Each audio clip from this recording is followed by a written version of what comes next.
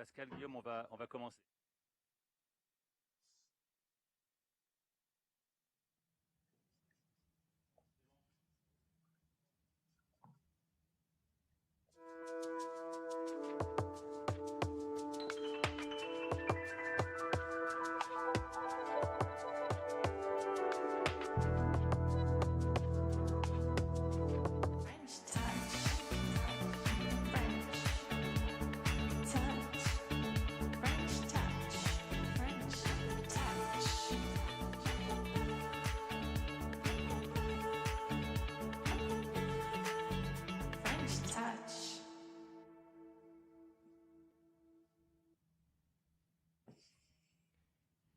Hello everyone, my name is Nicolas Brigaud-Robert and my job is to be in charge of the creative industries practice at BPI France, the French Public Investment Bank, and we're very happy to have you here for the panel called the French Touch Secret Sauce. So it's not exactly a cooking lesson, though it might be because we're all outstanding cooks here.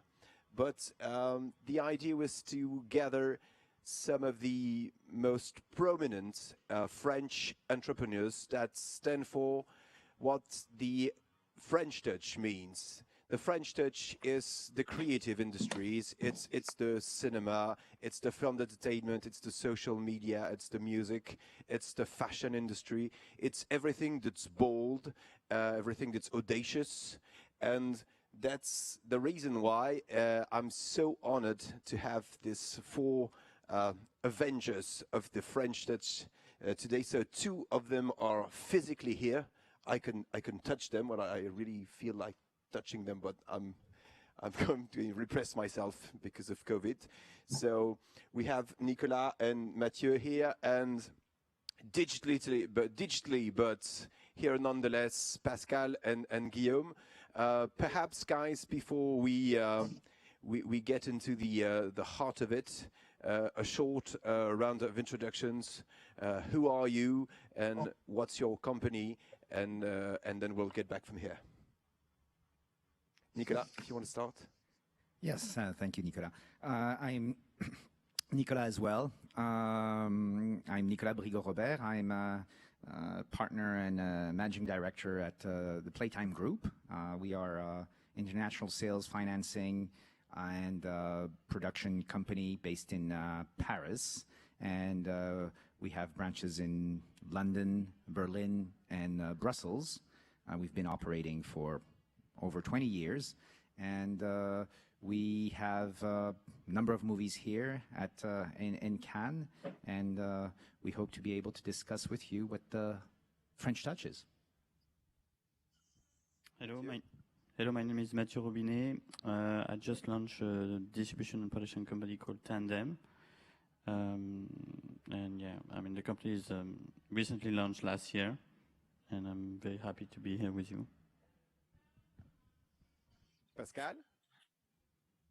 Hi, I'm Pascal Breton. I founded Federation 7 years ago, mainly focusing on producing series for platforms. I'm producing nearly 20 series a year for platforms based mainly in France, Italy, Spain, Israel, Belgium, England recently, and soon Germany, and also I have an office from the beginning in Los Angeles, where I produce also series there, and some movies as well. We have 2 movies in Cannes, and we also have 4 movies on platforms that are finished or recently finished. Thank you, Pascal. Welcome, Guillaume. Hi, welcome. Great to see you. You know, the good thing with the French panel is like you don't have to apologize for your French accent. So I love that. So sorry for the French accent still. So I'm Guillaume. I founded a company named Brut. Brut is a leading global media for new generations, for mainly Gen Z and millennials across the globe.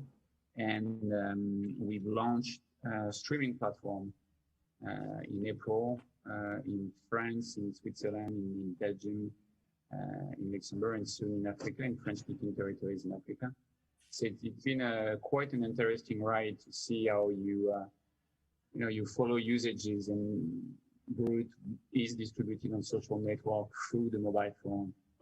We can see the streaming platform is another usage for us, but serving the same purpose, which is how do we make the world a better place. So it may sound naive, but I think it's kind of urgent. So that's what we're trying to achieve through storytelling. Thank you, Guillaume. Yeah, well, we're all French, so we're all outstanding cooks, but yeah, we're good enough English speakers. Before we get into what the French touch means and what brings us together today, we're here to reveal some hard-earned secrets, and the panel is named the French Touch Secret Sauce. I mean, I'm really honored again to have you here, guys, because around this panel is a company that is the leading social media for younger generations. We have a company that is the leading TV series studio in Europe, aiming to become the Netflix of producers. I like this phrase. I mean, maybe we're not becoming the Netflix of Netflixes. Maybe it's too late for that, but to become the Netflix of producers, that's an outstanding objective. We have a sales agent and producing company that has been showered in awards all his career, and a younger theatrical distributor, but which also managed to win an Oscar before it even got a film released. So there's a lot of success, there's lots of achievements here with you guys. Would you be able to summarize maybe very shortly what the secret sauce of your company is? With a bit of insight, it's not the easiest thing to have when you're on a roll, to have insight, but with a bit of insight, how would you summarize your secret sauce at what makes and made your companies so successful? I don't know who wants to start. Pascal, maybe. Yeah, I think it's, yes, the reason is probably in the ingredients of the cook, and the fact that we have a terrible accent, the fact that we are very French, helps sometimes to attract the talents everywhere in the world. And Cannes Festival is a very good place to show that, because we all have been in Cannes for more than 30 years, and it's true that Cannes is always the best place to attract all the talents of the world. And I think it's exactly what we are doing in Federation, but in Brut as well, in Playtime, obviously. We are attracting talents, not only in inviting them to Paris and to have the best friends, but also to have a different approach of the business. It's, of course, we are businessmen, and we want to create profit and to be strong against broadcasters or platforms, but we also want to share. To share with them, which is a mix of sharing ideas and dreams and great projects. I was a showrunner before I became a businessman, and now it's easy for me to talk to Eric Rochon, who created The Bureau, or many other big talents in France or in US, because I talk the same language with a small accent. And I think that's key. We are creators, we are passionate with our job. It's obvious in the movie business, it's becoming much more in the series business, I would say. And the second secret, I would say, is we are not owned by we are not public, we are not owned by people who are only finance driven. Of course, we have financiers like BPI or other funds, but we are mainly driven by our passion, and we can share. We can share with these talents coming from Israel or coming from US or coming from UK or from all over the world. We can make 50-50 deals for most of the deals we do, we can share with the profit on any exploitation, which is, and you know that when you work for a studio or for a platform, you are very well paid upfront, but you never get any back end. And I think that's probably another part of the secret. Mathieu, it's a younger recipe, but what are the secret ingredients that you put in them? No, but I think that the French ecosystem really helps us to attract talents, as you just said, and especially in my business, which is the theatrical distribution. Talents from all over the world are craving to get French distribution to be revealed to the public, and somehow you see it in Cannes as soon as you have a film that is selected to this major festival. You know that you will have a worldwide audience, and despite those difficult times, I have the feeling that talents really are, being revealed to the public here in Cannes, and that will stay.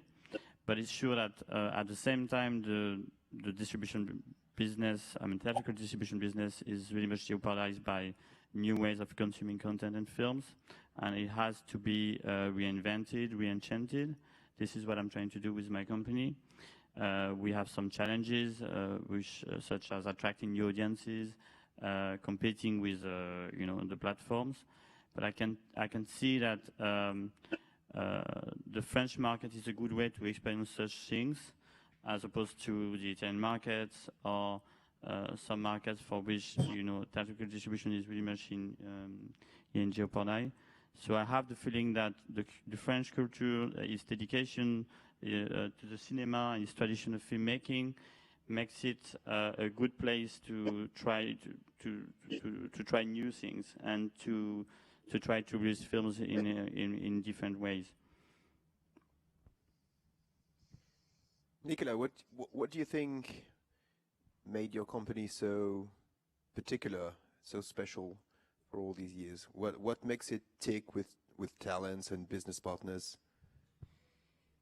Well, I will say I will be modest in the sense that I inherited a history. I inherited French connection to movie history, and I am the beneficiary of that. France has been a tradition, invented cinema, and has been producing over the years great masterpieces that have been traveling around the world, and we have become a nation of cinema next to Hollywood. I'm not mentioning India because India is a self-contained continent, but next to Hollywood, the cinematography that travels the world is French. So modestly, I would say what made our company successful is that we built on that history. That's one thing. The second, I tend to think that we're a big enough country to find and help talents from around the world to make their movies. And that's important. People find structures such as ourselves here that will help them either be known, get known, financed, distributed, financed in an international market, but with French with the help of French structures. So I think that's the size of the country is not insignificant, and the fact that there is a cultural will and political will to, and I think you're the perfect testimony of that will, that France wants to be a hub for cultural content. And third thing that will maybe be more personal is that we have fun doing it. That always works, doesn't it? Guillaume, what made Brut such a breakthrough company? Is it the editorial tone? Is it the tech? Is it the talent? Is it the format? Is it none of it all? Is it something entirely different? I would say it's everything. I like that what Nicolas said, but like adding fun. Of course, it's fun. to do it. I don't know. In our case, it's been a short and long journey at the same time. I think that to Pascal point, we're super French, and at the same time we're global, and which is kind of new when you think about it, at least in terms of perception. But it felt like before it was kind of hard for a French company to really think global. That's what we're doing. That's what Pascal is doing. Like a lot of people are doing right now. There's no reason why, as a French person, you couldn't find success internationally. In our case, we got lucky because very quickly we found out that the value-driven type of content we were doing was resonating across the globe, in India, in North America, in South America, in Africa, in Asia, all over the place.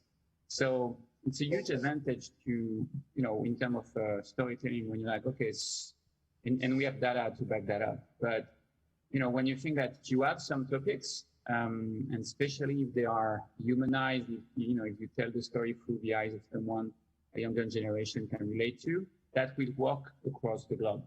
In our case, and we became very good at it, but at the beginning we just found out by pure luck, I would say, thanks to the content itself, the velocity of the content itself. 70% of what we produce every day works across the globe.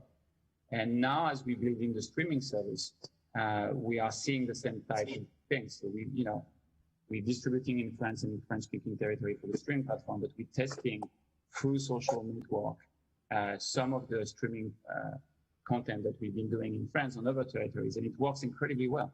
So in our case, I would say it's I guess because we're French, we went for something which was very, the French type of humanism,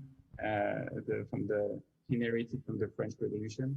And at the same time, we found out that it was perfectly aligned with the aspirations of billions of people across the globe and younger people. So that's one thing. And the second thing is the mix between very experienced and seasoned producer and young digital talents. Because in order to be relevant for whole generation, we need to make sure, I'm a dinosaur to them. So we need to make sure that we have younger people in our newsroom, that we are making sure. That's why we've done Brut X, the streaming platform, that we can help young creators to really, have the path to express themselves. And what we've loved with creation is, even though it's a bit simplistic what I'm going to say, but the first time you saw a US president who was Black, it was not Barack Obama in the White House, it was in fiction. So the power that you can find in fiction and storytelling is amazing when you want to anticipate change. And we need to show that the society can evolve and change before it even does. So I love that about storytelling, and it's part of a success, I would say. I think we've circled around it with the last round of questions, but the fact is you operate in different businesses, you have different business models, you have different competitors, and yet we're all here because the idea of the French Touch community, the French Touch movement of entrepreneurs is that the idea is that what makes us alike, what makes us stand together is stronger than our differences. So we've mentioned very important things like our bad accents, the way that we like having fun, and that we get better success when we're having fun, but also more serious things. Nicolas mentioned the fact that we're all like standing on shoulders of giants in terms of cultural legacy, that we carry very singular and powerful values. Guillaume mentioned, French humanism, the Lumière. And how would you sum up? What do you see as the French Touch common ground? Then again, I'm so thankful and so honored that you've answered the call today to be on this panel. What made it so natural for you to be on the same stage and because you all feel like you're part of something bigger? Nicolas. Well, I think Pascal mentioned something that's important. Is I think we see our businesses as a cross in the service we owe to our talents and the duty we have to our companies. And I think that's and Pascal, I'm not sure. I'm saying it. I'm saying it my way, but I think we share. Better. I think we share that opinion, and I think it makes us attractive for talents, and so it's not that we're so genuinely generous. It's just it's also positioning. The fact that we're talent friendly. France is talent friendly, and I think in our diversity here, what we have in common would be that we are listening to what they want, helping them bring their projects to fruition. At the same time, and Pascal said it, we will not for that sacrifice who we are as businessmen, but we are at that crossroads, and I think the balance between those two constraints are maybe. And again, I might be contradicted, but maybe that's what makes us here, the four of us. I also think that when I listen to all of us, there's this will to be open to the world. Despite saying we're French and we're proud of being French, there's a will to work with foreign language filmmakers to attract younger audiences from all over the world. And that's something I'm doing as well with my own company, trying to attract talents for foreign countries. And the whole French ecosystem, at least in filmmaking, is dedicated to that. So I think that's very important to note that being French is a good thing now to be an entrepreneur, but it's also to be able to talk to other people and to produce content that can travel. I have a very weird theory about it, which is, I think it's very personal and subjective, but I think that part of who we are comes from the size of our market. France is a big market in Europe, but it's not a big market when you look at the, like the US, for instance. You have a niche idea in the US, you're probably going to target a population with the size of France. And it's a niche idea. So it made us, and we have to do plenty of things at the same time. And because we don't have the market size to be able to hire 10 people to do, 10 different things. So as entrepreneur, Pascal mentioned that he was a showrunner before he became a businessman.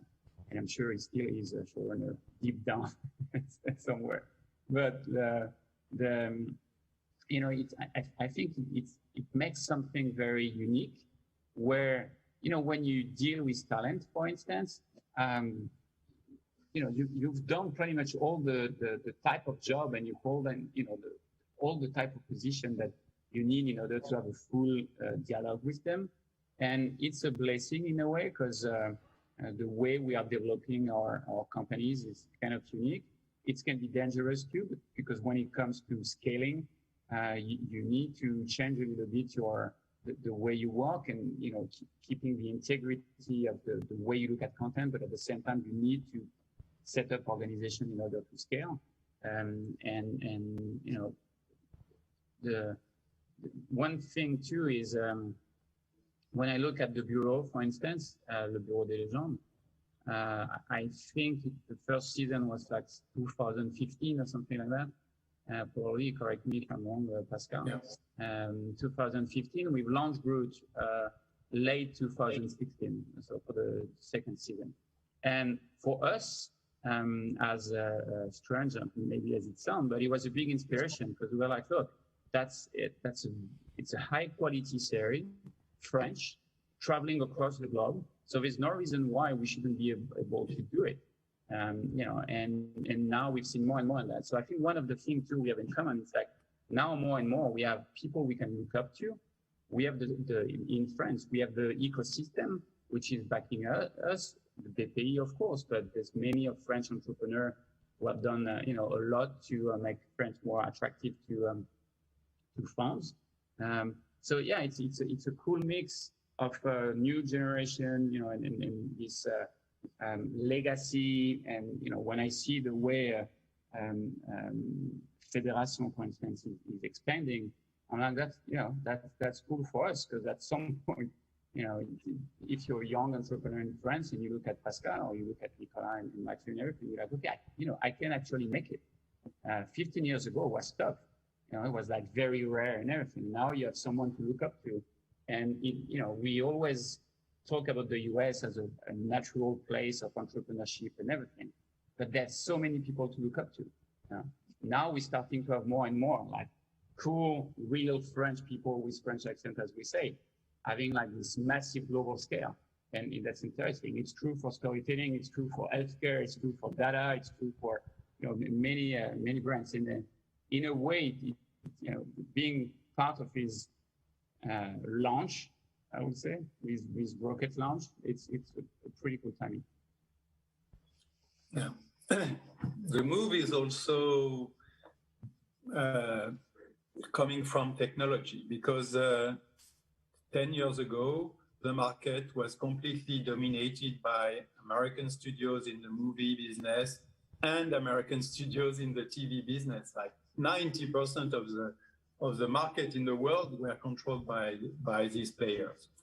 With the new technologies, with the new platforms as well, who control the market definitely and who are American, there is a way now to open to new content. And we saw that 5-10 years ago, when shows like Gomorrah or Millennium that I produced, or Versailles that I produced as well, and the Bureau became global. And now there are hundreds of them, not like Lupin, for instance.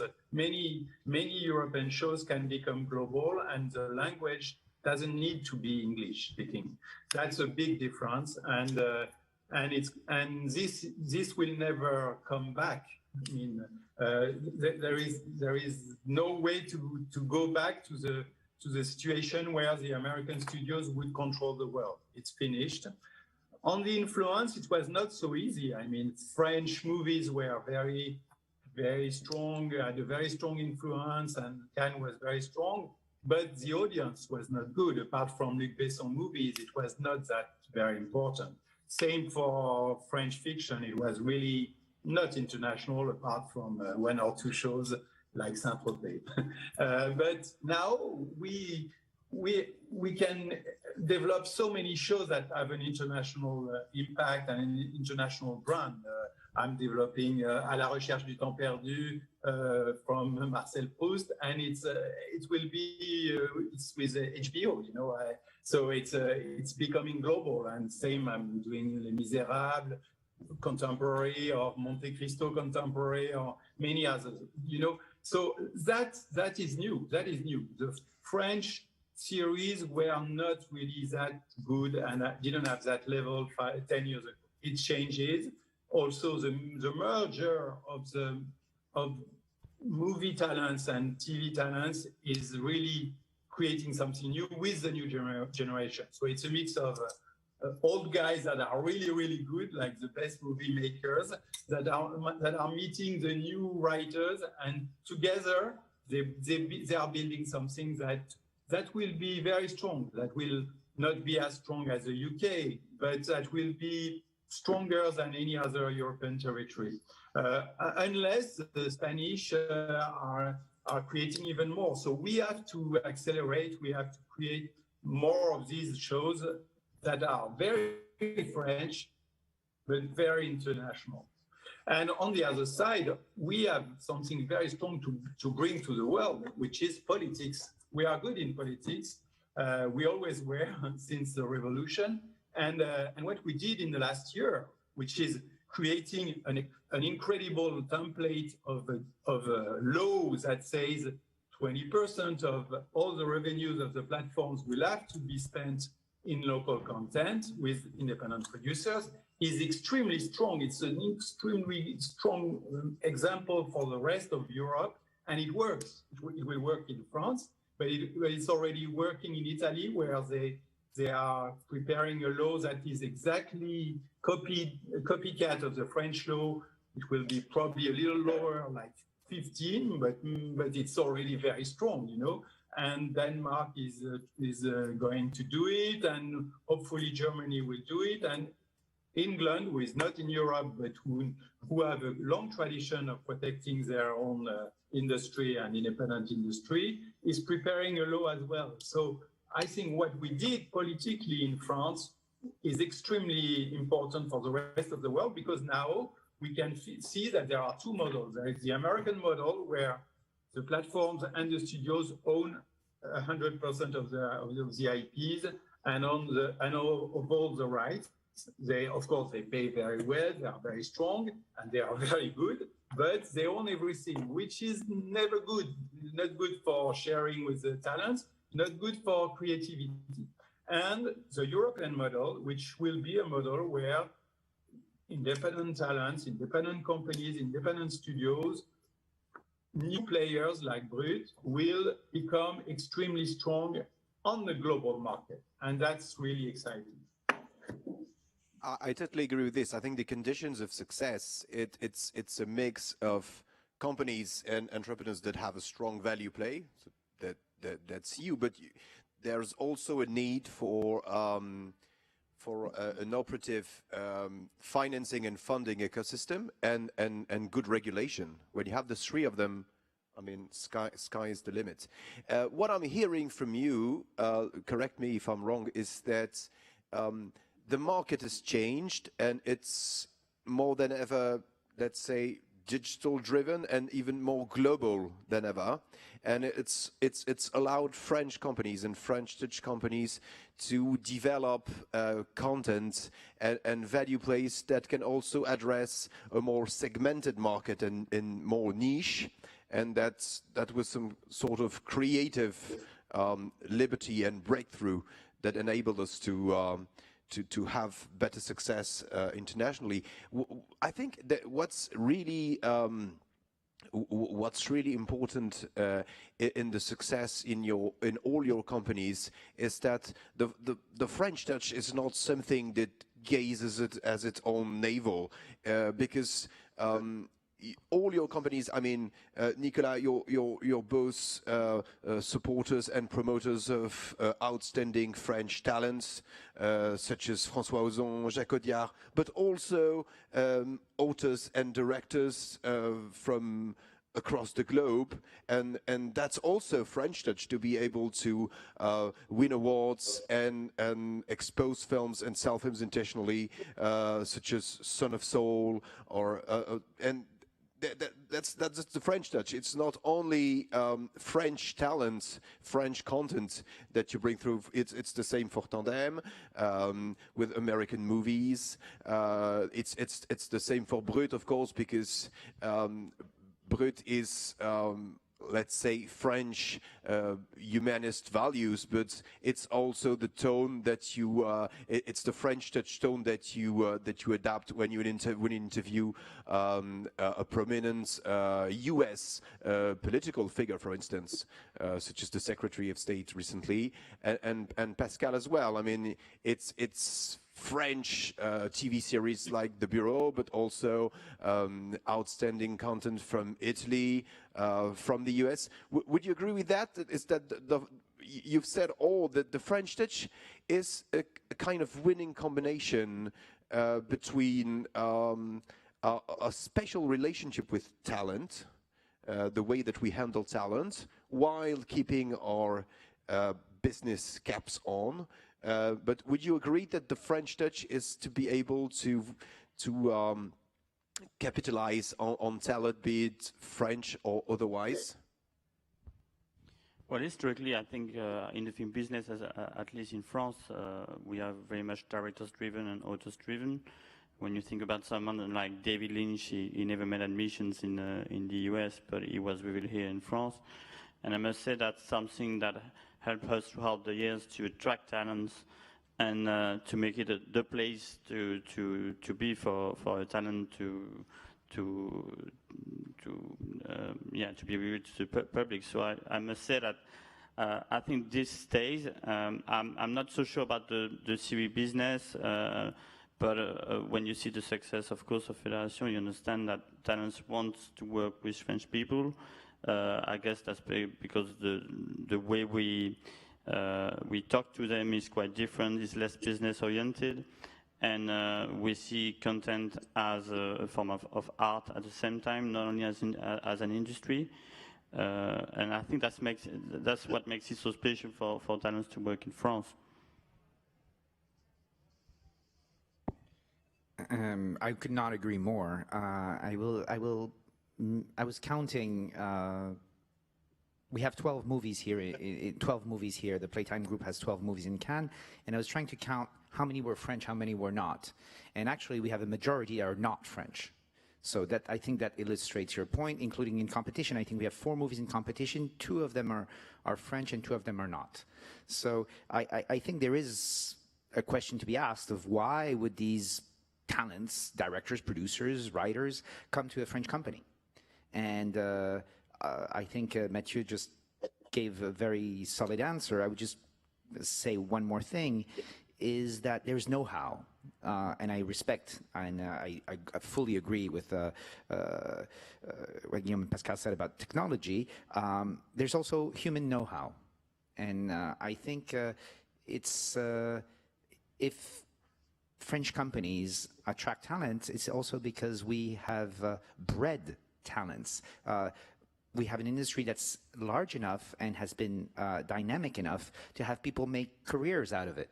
And so we have people who are knowledgeable, talented on the industrial side or on the business side, and that's also our talent. We don't only have creators. We also have talents in our companies, and I'm very proud of my staff. And over the years, we had a number of people come through our company, and they now have grown and have their own companies sometimes. And I think there's a real in France, and I think we probably would share this opinion, I hope, that we have great people, and know-how is something that's at least as important as technology. Pascal, Guillaume, will you comment on that? Well, of course, I agree. I will be happy when my French business is only 30% or less in my company. And for me, it needs to be global. Otherwise, it's just. Of course, we like to produce French shows, and I really love it, and my team loves it. But what is really exciting is when you have the feeling that what we manage to do in France sometimes, which is to transform talents. Even sometimes writers like Eric Rochon now is a real producer, and he's a businessman as well, you know, and because he learned about it when he produced 5 seasons of The Bureau, and now he's working on the next one. That's a scoop. And I like the idea that we transform our talents into entrepreneurs. Even sometimes the directors, most of the time it's more producers, but sometimes directors. And I like this idea, and I like the idea that we could do the same everywhere in the world, where there is not only the power of the British and the Americans, because the British and the Americans are very strong in that. They know that for 100 years, and it's really part of their DNA. We have to learn in that field, and I think we are in a much better way now. I know, it's just of course I agree with the human know-how and everything, and at the same time, when I'm thinking about it, probably because I'm thinking about like new generation too. I've always been amazed, and it took me a while to understand that. When you look at content discovery for a young kid who's 10 years old, or let's say 12 years old, 90%, 95% of content discovery is going to go through creators on social platforms. And you know, there's been many attempts to take some creators and to have them act in movies, in series, and everything. So far, it's not, you know, there's no incredible example of success, I would say. At least sustainable success. So you have two ways to look at it. The first way is, okay, creators are bad actors. Maybe it's a good reason, or maybe the project were not good. It's possible. But another way to look at it is to think that creators are the symbol of a type of usage, which is not movies or series. It's a different usage of you know, a different type of content, a different usage from the generation who are consuming the content. So what's going to be super interesting, I think, for us as we grow, and I say us as French entrepreneurs and everything, is I think we have a special role to play there because of who we are and that we've been discussing so far. Okay, how do you adapt to those usages, but at the same time, how do you lift creators who are really the gateway for content discovery in order to go into new world?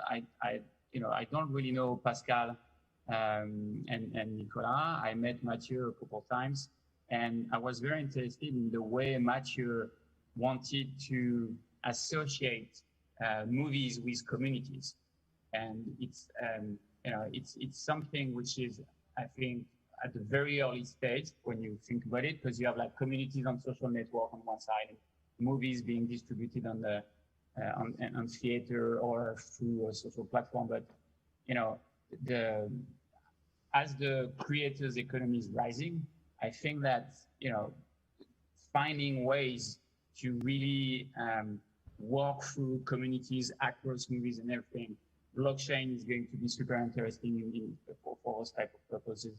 I think it's something which holds a lot of value, and maybe now we've done the first step, which is, yes, there are French entrepreneurs who can have a global business and a global impact through storytelling, series, movies, etc. And they can be representative, they can be talent representative, they can be producers, they can be distributors, etc. But you know, when you look at this rise of the creators' economy and what it means in terms of community, everyone is on the same level. Everyone, American, UK, French, Italian, Indian, Chinese, everyone is on the starting line.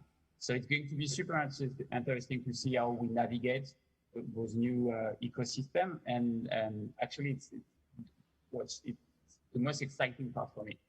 You know, when you look at movies, for instance, if I carve out blockbusters, okay, if you look at more author movie in France, for instance, if you talk to someone 20 years old, except if he went through La Fémis, for instance, the film school in France, is going to be like, I don't know, I'm not sure, and everything.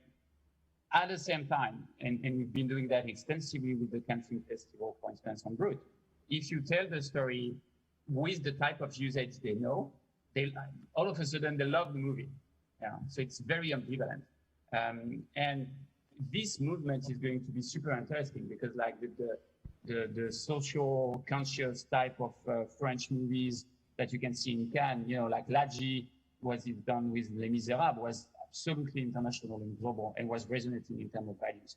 So yeah, I think we are super ready to go there, and it's going to go through you know, partnership between Fédération and Brut, I hope one day, and you know, and Mathieu as a producer and everything.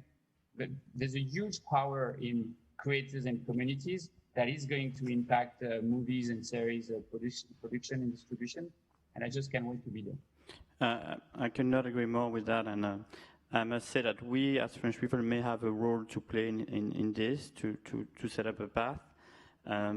We live in a world now where creators are their own entrepreneurs. Kids are on TikTok, they learn how to cut, edit, shoot movies. So they are all their own directors, and they talk directly to their audiences. And when we as producers or distributors try to work with them, we cannot control them. We've got to go along with them, adapt to their world, and see how we could actually get lifted by this new wave of creators. I just released a film like 1 month ago. I mean, I've been trying to work with young generation for many times and all French distributors to try to have social media strategies. And most of the time you work with an agency and they come with a super strategy and it flops because it's just 40-year-old people in Paris who pretend to understand this world. And for this film that I just released, I work with creators on TikTok, and it was probably the most viral TikTok thing that happened in France. We did 25 million admission. And at the beginning, I was trying to control them because I was afraid of it, because it was super reactive. We had to, it was on a day-by-day basis. It's not like you have a pitch and you can. But they knew their audiences, and it worked super well. And the film was a success, and it was a success. I could tell that people came to theaters because those creators had talked to them, and it was the film to be seen for them. I would go to premiere and I would have people raising their hand and asking, but was it real what happened on TikTok? It was like a TV series actually that we launched on TikTok around the release of the film. And I thought, okay, everything is not lost. You can work with younger generation. They can get excited even by films in theaters, which looks like very old-fashioned now. But you have to learn from them, rather to think that how this world works. And I have the feeling that on a small market like France, you can try even full strategies like this, social media strategies like this, that could replicate somewhere else. And that we have to find new ways, maybe in this great ecosystem, to produce content and films that include, that generation. There's also a big need of representation on screen. Les Misérables work because people were seeing themselves on screen. When you look at most of the content that is being produced in France, but also abroad in the US, it's not our world, it's not our stories. It's like actors playing roles. It's very bourgeois, and it's very separated from the real world. So we had to say bourgeois on this panel, didn't we? Yeah, we had to say it. No, but I think we have a role to play to manage to find content that is coming from this generation, that deserves to be seen on platforms, on the big screen. And if we manage to do that, we may have a worldwide impact with our content. I think it's always been the case to some extent, but I think it's what's really fascinating about these days. It's this sort of very polarized yin-yang situation, because we said it all. I mean, on the one hand, we have a market that's technology-driven the way it never was data, artificial intelligence, the blockchain.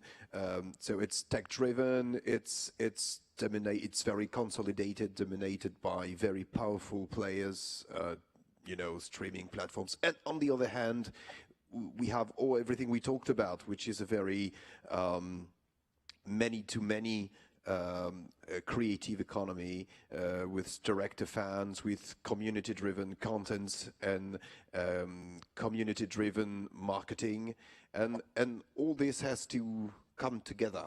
So I think it's really interesting. The other thing I wanted to comment on was I think you've all said it to some extent, and Guillaume sort of theorized it, but maybe what makes the French Touch DNA is also the fact that we come from a country that is, significant enough and large enough, but then again not huge. So we have a significant cultural heritage. Like Pascal said, we're the only country where we beheaded our own king to change political regime, so that makes us special. And maybe we have this sort of new frontier mentality that's we want to reach out, we want to dream bigger. It's sort of the Napoleon syndrome. I mean, you come from a small island and you want to conquer the world. So maybe it's also sort of what we are. Unfortunately, I think the clock is ticking. We have two questions. The first one, I think, is for me. It's La French Touch is financing French companies. Is La French Touch financing French companies? The answer is yes, absolutely. If you want to find it more about it, come back at 2:30, where you'll know everything about what BPI France is doing for French Touch companies in terms of financing. But yeah, in one sentence, the idea is to you know, help and support French creative companies expand internationally for all the good reasons that we've mentioned today. We have a question for Guillaume. Does Brut have new ambitions or cinema? Yes, absolutely. Thank you. Absolutely. I mean, it's you know, it's a bit of what I was saying is we want to make sure that young creators, directors, writers, producers have another option to express themselves. Maybe more radical, maybe more edgy, maybe more social conscious. You know, something they couldn't maybe not do on TV classically, maybe something they couldn't do on a American mainstream platform, which is, you know, very regulated by a huge legal department, for instance. So it's, you know, that's where we want to be. I'm very eager to see the collision between usage and movies, and I think especially for younger generation. When I look at the numbers of our streaming platform, 90% of our subscribers, and we already have a lot of them, are under 35 years old. And when you look at original documentary series and movies, what you see firsthand is they're going straight to original documentaries, they're going to series, and they're going to movies last. But as soon as you editorialize movies, for instance, as soon as you make sure you present movies in a way which is relatable for them, they love it. You know, and I have a good, and even though it's not a French example, it's a very well-known movie. It's Erin Brockovich. Erin Brockovich you can find, I think, on any single platform now, you know, across the globe. Nobody, you know, if you're under 20 years old, you have no idea of who Julia Roberts is, and you don't know the story. But when you when you present the movie as the fight of a woman, of a mother, and which was very early for those type of topics, all of a sudden you have a huge bunch of 25 years old rediscovering the movie, and we saw a boost in social conversation around Erin Brockovich because of it. So it's, you know, those things are very interesting. So yes, we want to go into movies. We just need to understand a little bit better how it works on the platform and where we want to go, what we want to tell with it. But we, you know, and we want to make sure. And actually, when you look at the history of media, every generation, you have a player coming saying, look, younger producer, younger talents, come with me. I'm going to enable you to grow. That's why we're going to try to do, once again, you know, being aligned with who we are, which is a B Corp company, a value-driven company, and mission company. Thank you, Guillaume. So maybe to finish off, I mean, we're all here in Cannes in a packed and quite historical house. I must say, very enthusiastic. But mainly, our panel is going to be watched on, you know, mobile phones and tablets and desktops by many younger people who are not yet made it in the industry, students, entrepreneurs to be. With what words? I mean, without being patronizing, because we're fun. That's the first thing we said, that we're fun. Okay, so let's go back to it. With what words of wisdom would you leave them today? What would you say to them to inspire them to you know, to make a successful career and to be happy and to change the world? Because I think that's what we're here for after everything we've said. just to cap it off, what would you say to all these young people who will be watching us? Mathieu. I could start. Sorry, I could start. As I see, there's an enthusiasm to jump in terms of the answer to the question. Me, I would say two things. One, which is a bit vague, but which is don't compromise. When we launched Brut, everybody was not laughing at us, but at least looking at us in disbelief, saying, what are you guys doing? Why do you want to do media on social? Makes no sense. We really went through that. We were so good at pitching Brut that we couldn't find any type of financement at the very beginning of it. So either maybe we were doing a very bad job, but yeah. So I would say don't compromise. If you're very passionate about something, go for it. Go as hard as. You've certainly improved on that that aspect. Yes. And the second part is like, don't listen to me.